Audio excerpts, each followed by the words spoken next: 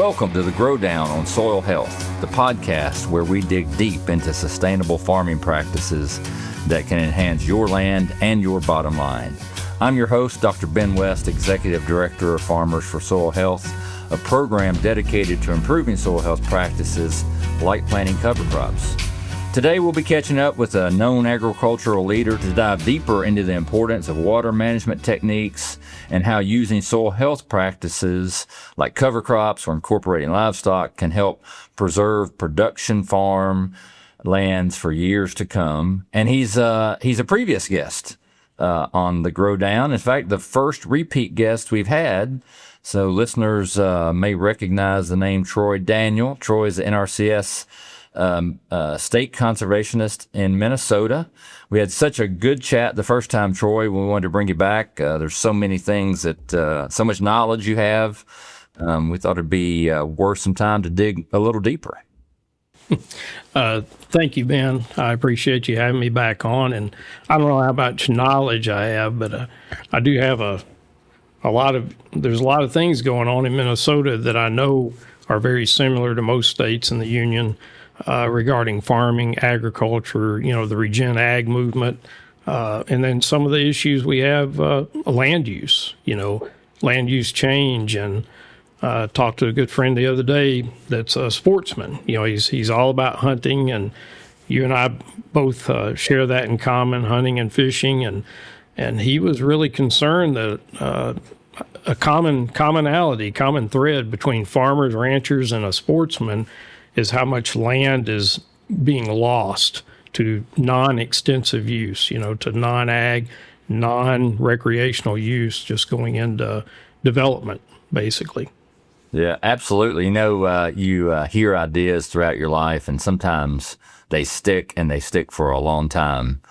When I was a freshman at the University of Tennessee at Martin, majoring in natural resources management. This is longer ago now than it seems is possible, but back in the early 90s, and I remember an early lecture in my college career, and the professor, a good friend and still mentor of mine, said the number one threat to conservation is concrete and asphalt, and everything else is a distant second. And that man, in the state that I live in Tennessee. Lot of talk in the last 5 to 10 years about losing farmland to development. Middle Tennessee, particularly, has just exploded with development, and I can drive around that part of the state and see lots and lots of subdivisions where farms existed a decade ago. I live in West Tennessee, a more agrarian part of the state, but I'm afraid it's coming there now as well. I see solar farms. I've heard about data centers coming in. It's a real concern. Yeah, I agree. And I heard the same thing from Dr. Fulton years ago and Dr. Gilman, who brought soybeans to the Midwest. But college days, they were predicting this was going to happen, and pretty much all of it has aligned. Farming operations have, it's gotten extremely large operations, and I'm not saying that's horrible. And then extremely small, and there's not a lot of middle ground. And then the ability to be profitable and be able to hang on to that land for generations to come has changed. And so a lot of concrete, a lot of asphalt, a lot of solar farms, wind farms, industry, you name it, has taken over, which, of course, there's impacts, right? There's environmental impacts, and there's things that we don't even talk about, the splash effect. When you cover the ground with something besides soil and forage and crops and trees, you're going to have pretty dynamic impacts on the water cycle. You're going to have impacts on the carbon cycle or the lack thereof. And of course, that impacts all of society.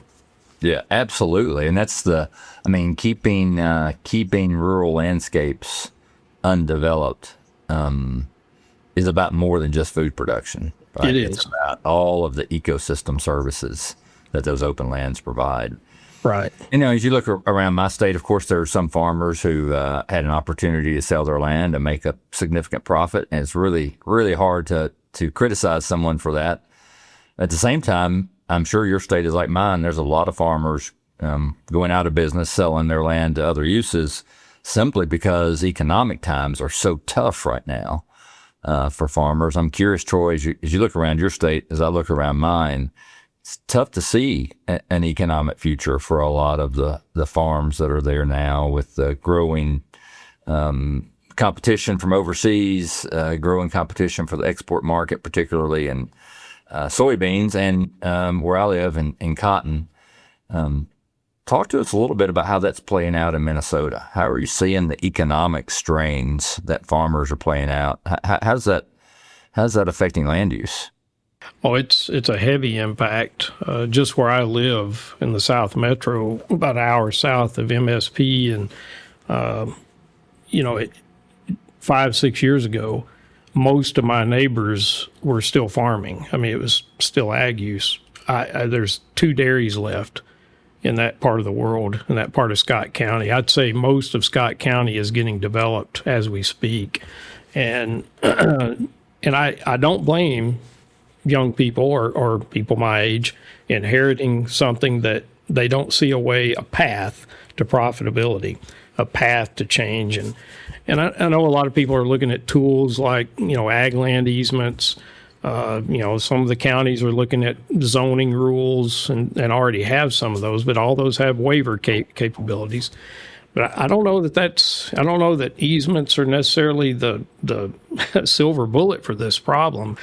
I think America needs to find a better path for, if your children don't want to farm this, is there a way we can get someone else to farm it and be profitable and economically viable and pay the least value that's worthy to keep it in ag production? I think the path has got to be through the market and somehow finding a better way to transition that land to a new generation and be profitable, and maybe take some of those marginal lands and convert them into a different type of production that still provides ecosystem services. It could be grassland, it could be forested, but they have to be able to make money on it. I mean, I would want my kids to make money, of to course, be valuable, and that protects the community, that protects the culture, and keeping it rural, and along with all the environmental benefits that farms provide.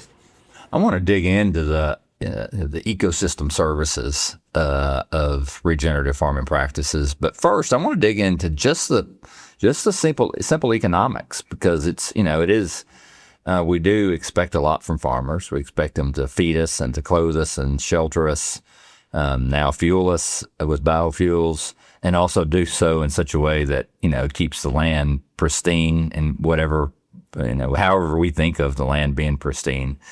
It's a heavy order. It's a tall order, but to do that, we've got to be able to support farms that are economically viable, Right. Because it costs money to implement conservation practices.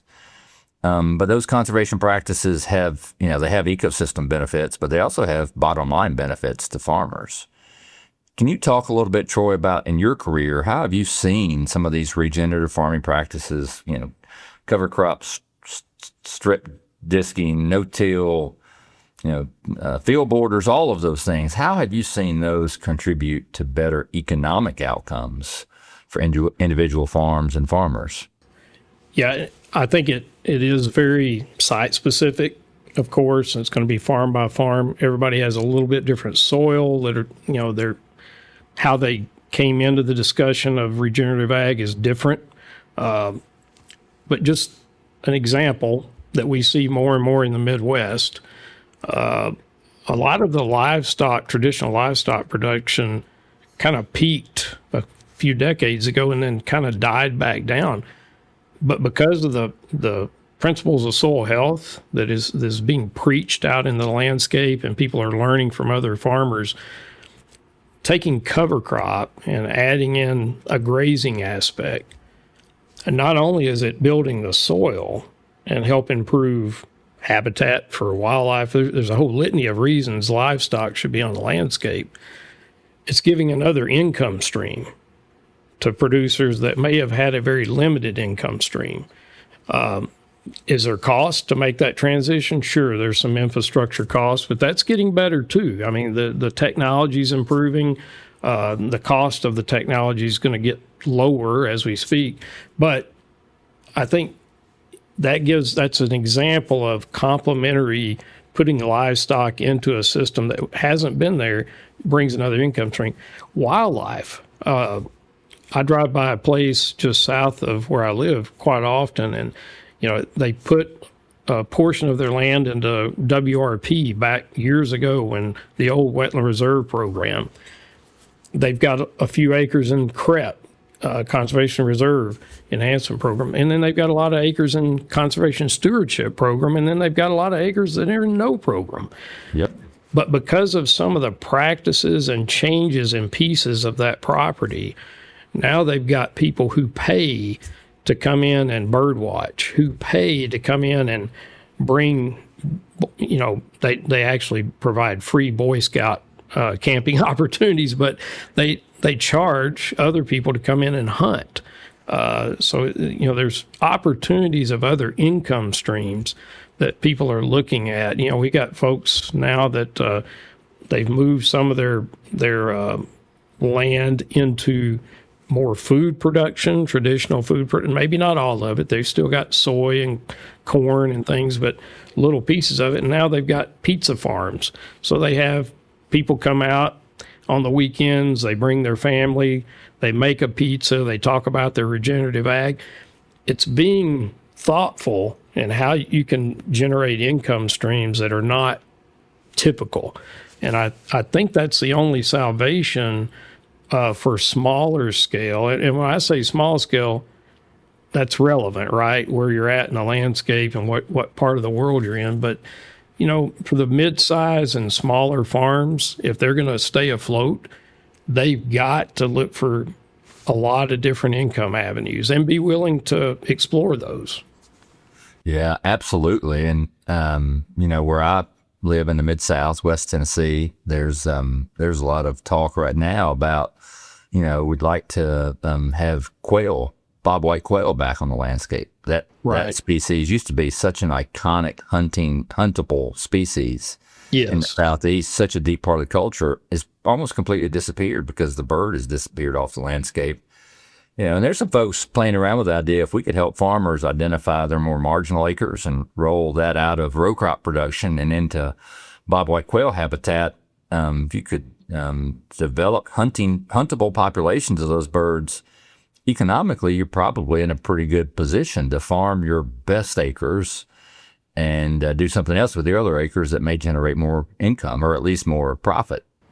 Absolutely. And of course, some of the states, my home state of Texas is one of them, are actually looking and have passed changes to their land tax structure to allow wildlife as a component. And so some of your land may be categorized as wildlife land, but yet you keep that lower tax rate.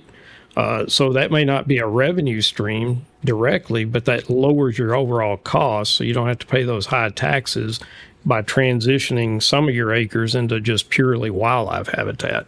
And I think that's a good benefit for them and us. We've also got the walk-in access program that a lot of the Midwestern states have enjoyed. And that's a partner program from USDA to, state agencies to pay farmers that maybe they don't want to have a big, robust pay to hunt situation, but they do want to allow some people to hunt. So people can pay for that walk-in access tag, and they can go in and kill some birds in the fall.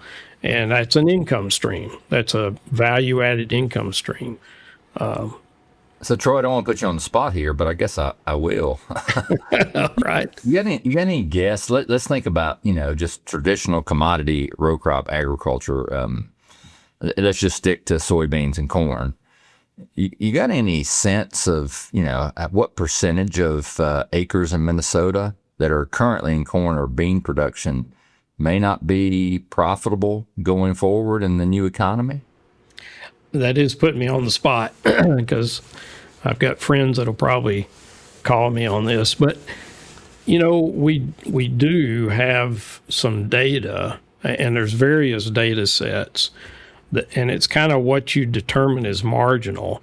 If you look at marginal from, highly productive corn, bean, or cotton ground, or, some of the major commodities, I'd say in Minnesota, it could be as much as 30% of the land is in that marginal realm. Now, if you look at, cattle production, beef cattle, your margin goes down because Absolutely. you can get really good use, hay production, sheep production, beef production, you name it, off of things that may not be highly productive for corn, but they are productive for other ag uses. Similarly, we've got an increase in people growing grapes, people getting back to, in the South, growing more pecans like they did years ago. So there's other options out there if people are willing to embrace something new. And maybe the last 3 generations, it has been a corn, wheat, and bean operation. But maybe it's time to think about some other avenues of income streams that will make the most out of every acre, every foot on your property. Well, we are entering unknown territory. The amount of competition that is coming from other countries, particularly in soybeans. Right. And I'm sure you saw the report from Brazil. They project that their soybean harvest this year will be about 6.5 billion bushels. If people aren't listening, have not paid attention to the past trend, that's about 1 billion bushels more than they produced last year. It's a massive increase in production in 1 year, and they're producing more and they're getting more efficient every year. And it seems like our farmers, to be competitive, we're going to have to be as efficient as we possibly can. And yes, part of that will be not farming acres that are not profitable. Right. So we got to give farmers better tools to figure out which acres are their best acres and how to double down on those. Yep. And how to look for other alternatives for those other acres. Yeah, I think I may have said this last time we talked, but I've always envisioned, actually the last 20 years, whether it's our people within NRCS or, consultants, crop consultants, whoever, if we can go to a farmer with a portfolio and say, look, here's the highest potential of all your acres with a map, and say, Pheasants Forever like to say, turning red acres green. Well, let's look at your lowest production acres and figure out, is there something else we can do with those acres to make them still be productive, but be more economically viable, more profitable? Because sometimes production is not profit. It doesn't always equal out, as we know. So if we can find other ways to complement, back to the cover crop and grazing, you're basically taking acres and complementing that cover crop system with another income stream when you introduce, stocker calves or whatever the case may be.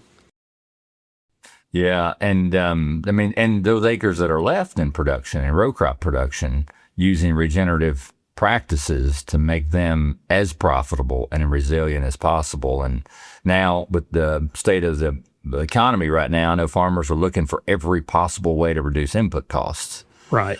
And talk about that a little bit. How have you seen regenerative farming practices help increase the profitability of row crop production?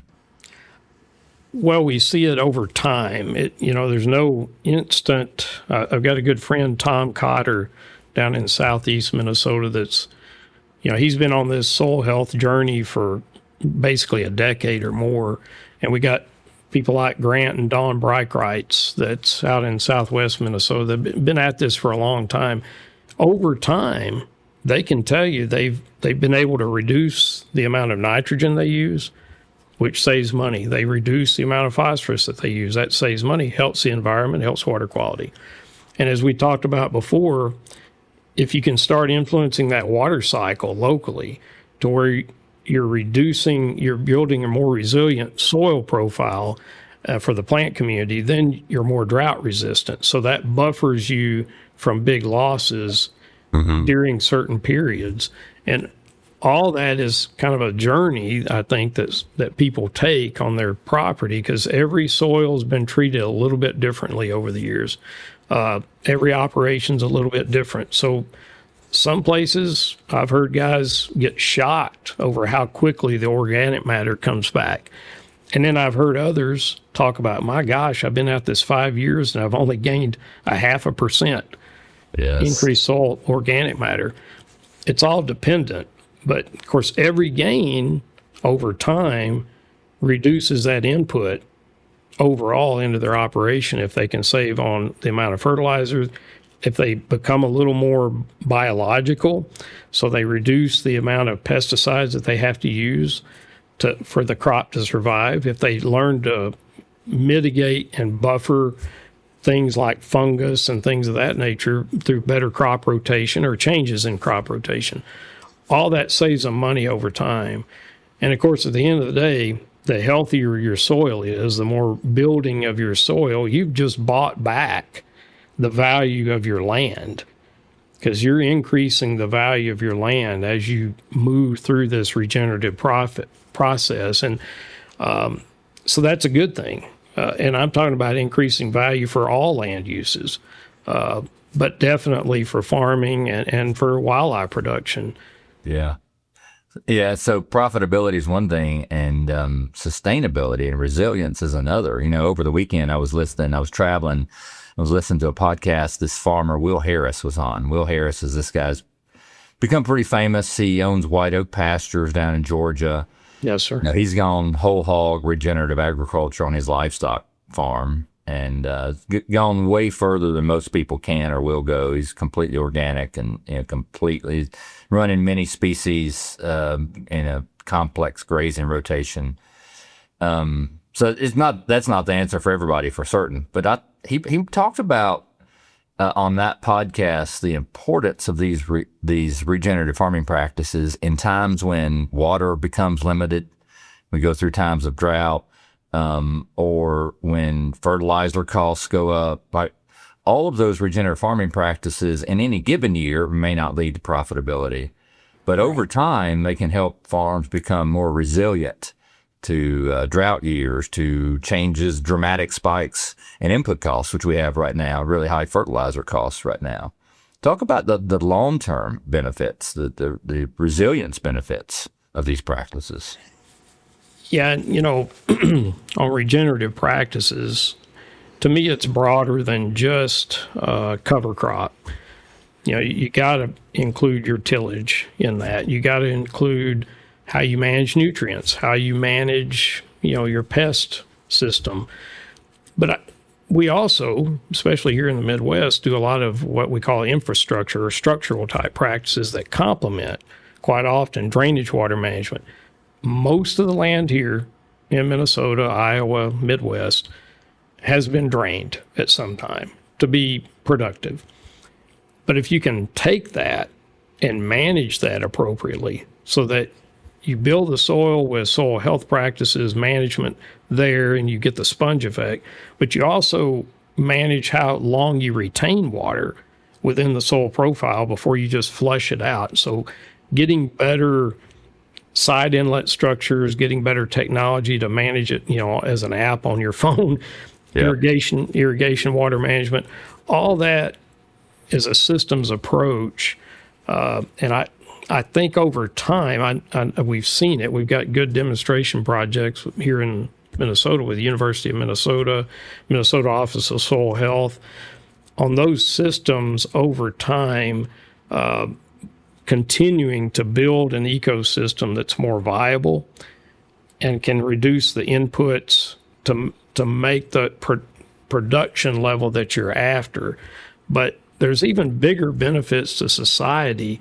And I don't think farmers get enough credit for this, but the fact that they do quite often manage their system to retain as much water as appropriately on their own landscape is good for them over time, makes them more drought resilient. Timing is everything with water, but it also mitigates flooding downstream.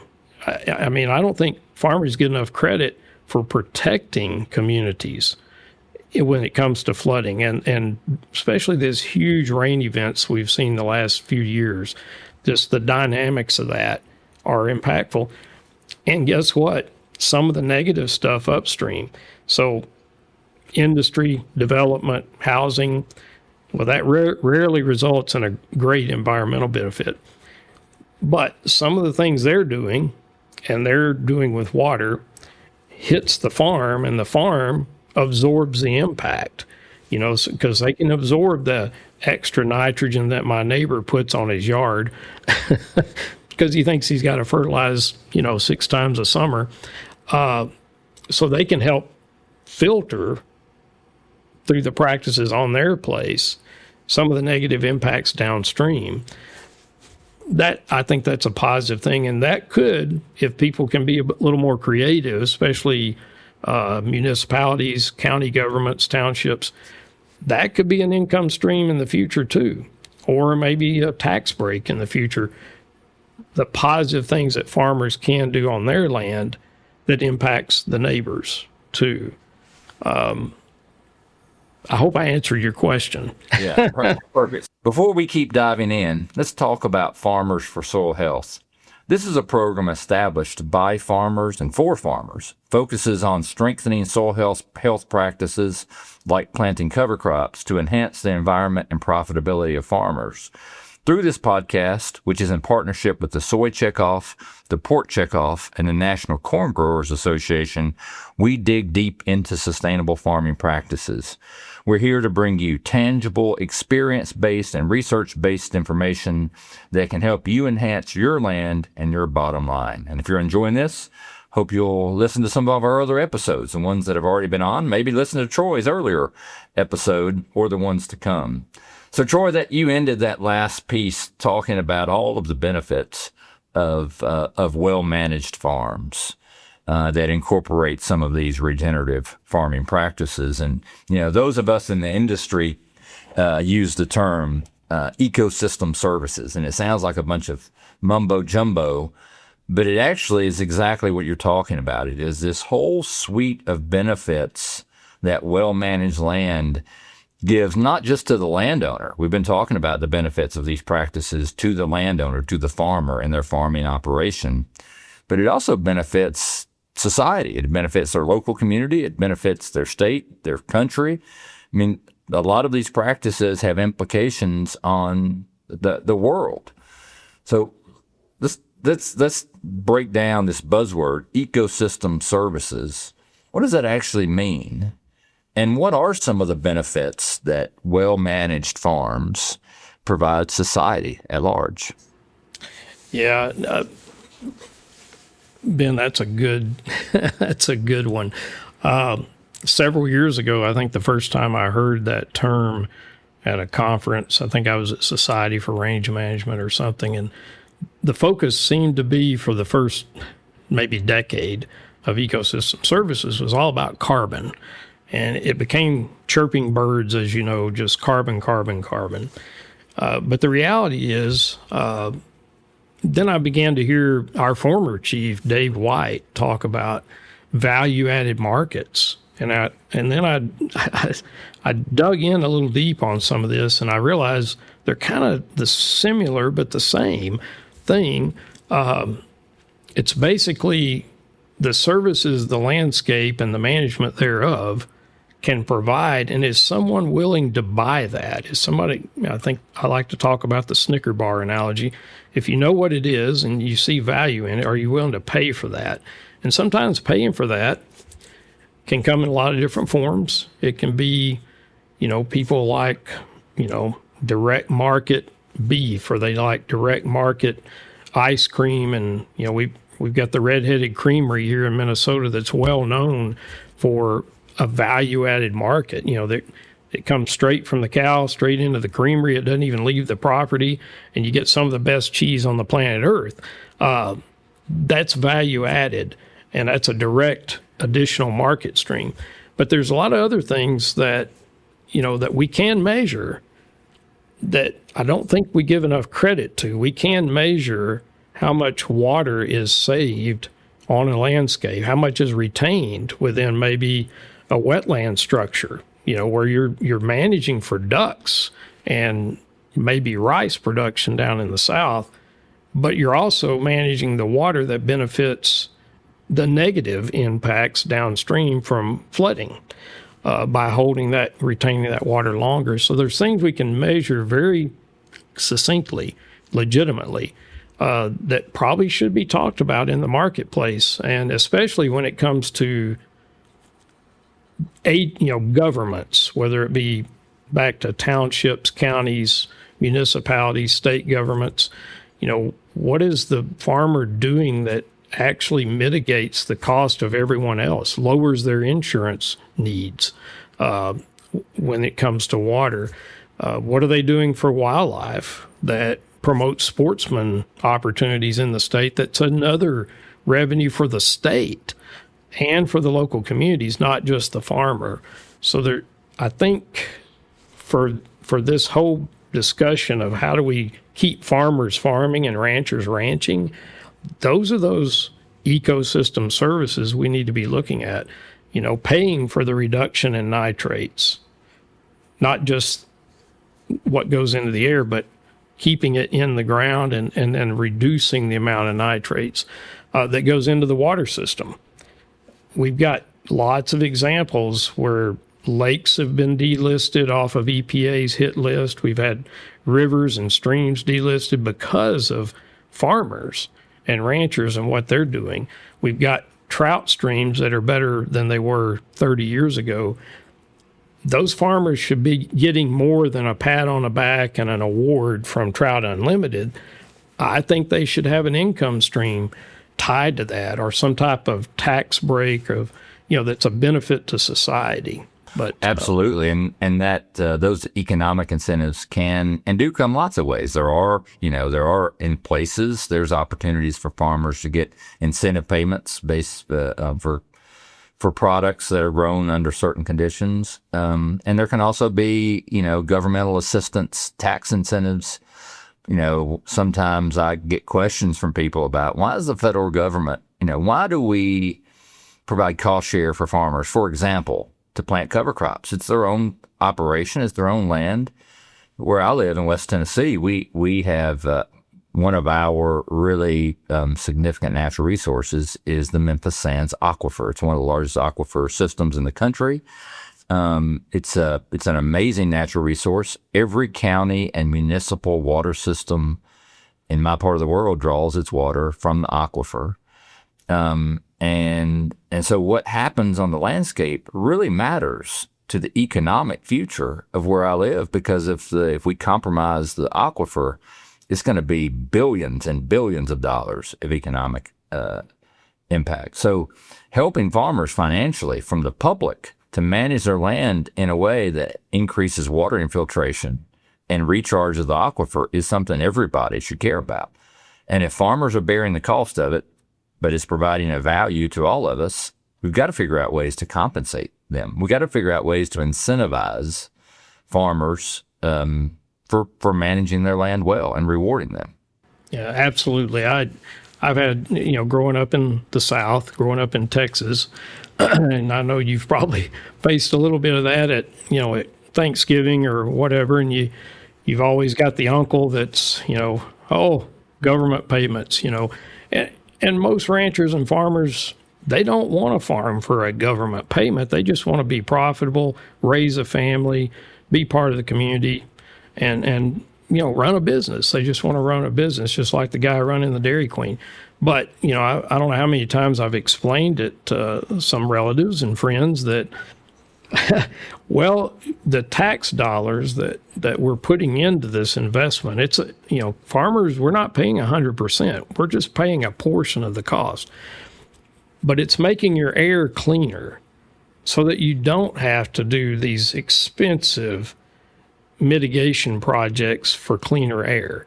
We're helping the water be cleaner more naturally so that we don't have to invest in these expensive water treatment systems. We're back to the wildlife thing. We're trying to get more habitat, and yes, you can have good habitat on a working farm. Some of the best quail hunting I've ever done in my life have been on farms. Same with pheasant, same with deer. Active farming. It doesn't all have to go into some preserve or, Forest Service land or whatever the case may be. It can be active, privately owned, managed, well-managed property. Well, you're bringing in lots of income streams into that community. Even if the guy doesn't even pay for his lease, he's probably going to stop at the Quick Trip and spend some money locally. He's going to stop and probably eat breakfast at a cafe. She's going to go buy her some boots and things like that at a local store. So the implications and the ripple effect of what goes on a farm, I don't think most of the public recognizes that. And it's a shame that they don't. And it is good that our friends at White Oak and other folks, Joe Saladin, all these folks are getting out there, because maybe they'll reach more people in the public, the everyday taxpayer, to understand what farmers and ranchers really do for them, besides put gas in their tank and food on their table and clothes on their back. Yeah, most people see the farmer down the road as feeding them, but they don't see the farmer down the road as being the reason they can turn on the tap and have clean drinking water. Absolutely. Absolutely. So, Troy, as you think about, all of these regenerative farming practices being helpful to farmers, the resilience of the farms, the bottom line profitability of their farms, and also providing all of these services to larger society, thinking about how do we really ramp these up, helping farmers be more efficient, be more productive. And one of the things that comes up over and over again, I asked someone about a year ago if we could do one thing to increase soil health the fastest in the United States in the next 5 to 10 years, what would it be? And their answer was every place we have row crop production where it's feasible to have livestock on the landscape. It is such an accelerator for soil health. And right now we're in a situation where our row crop producers are facing a tougher and tougher economic environment because of competition from overseas.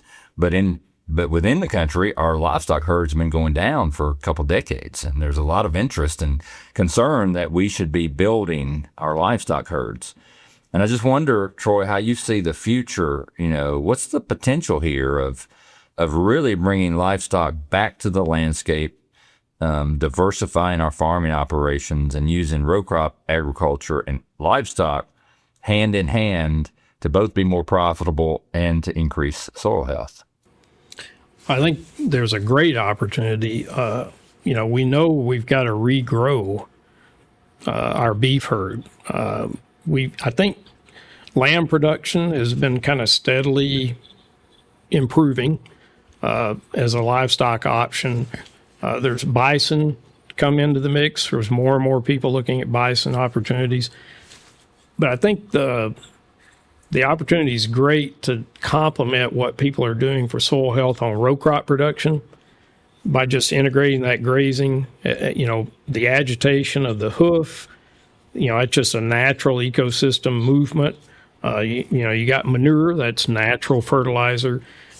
But you also have some of the prehensive things that go on, saliva from livestock.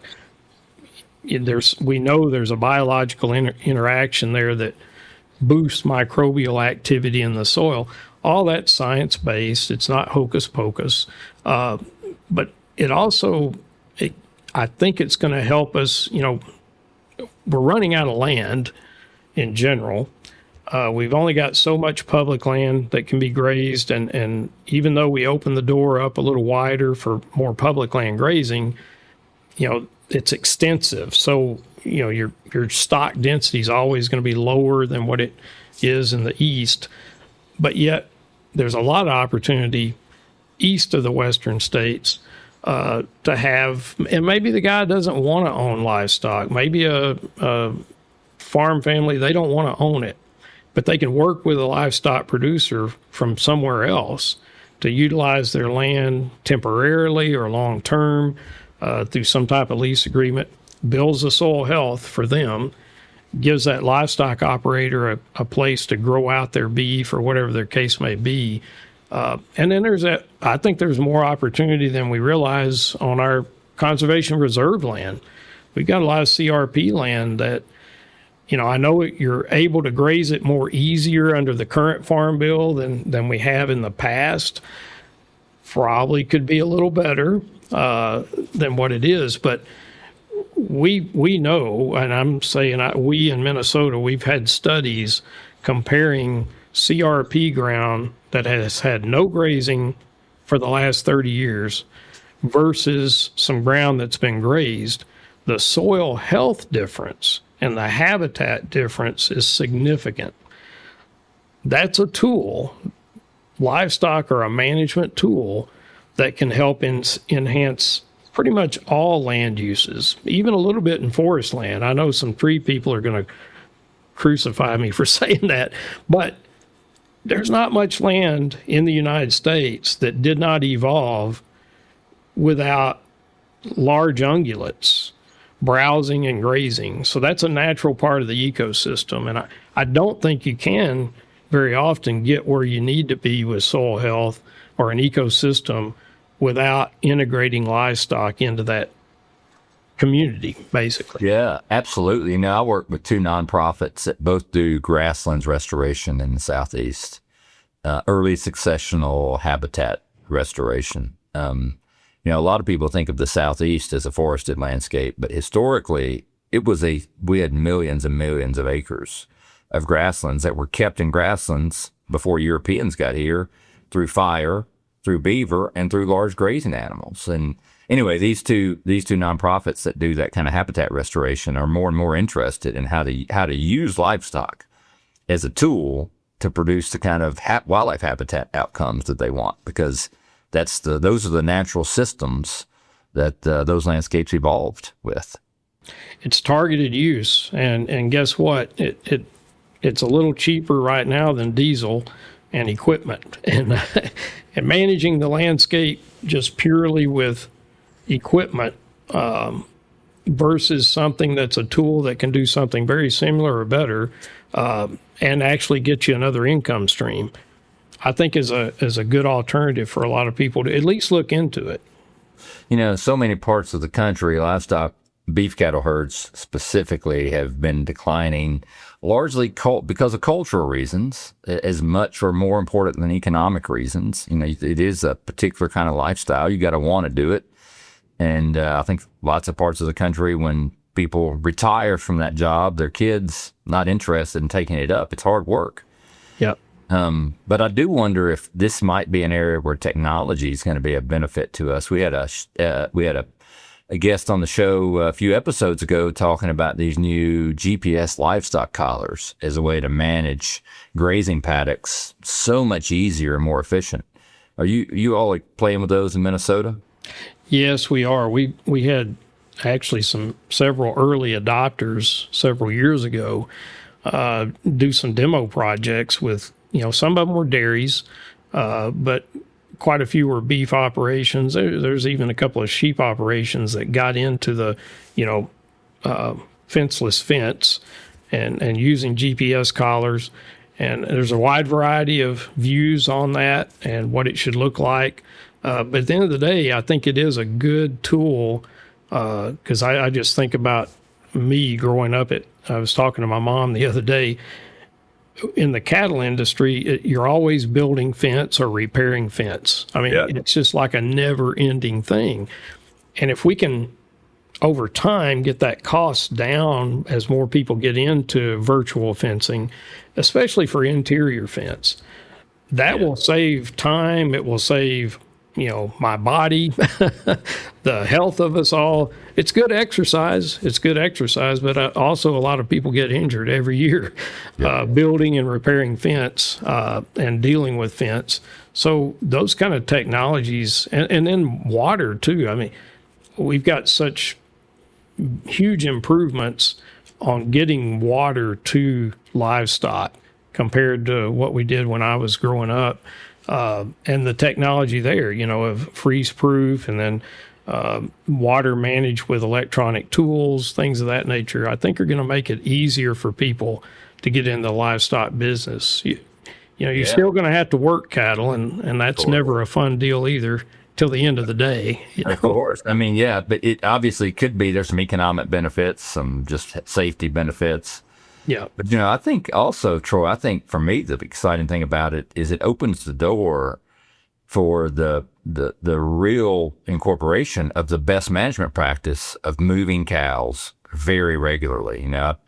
I think we've known for a long time that on most farms, most of the time, a high intensity, low duration grazing system is the best option. You have cows for a very short time period on a particular acre or acres, and they scalp it and then they move on.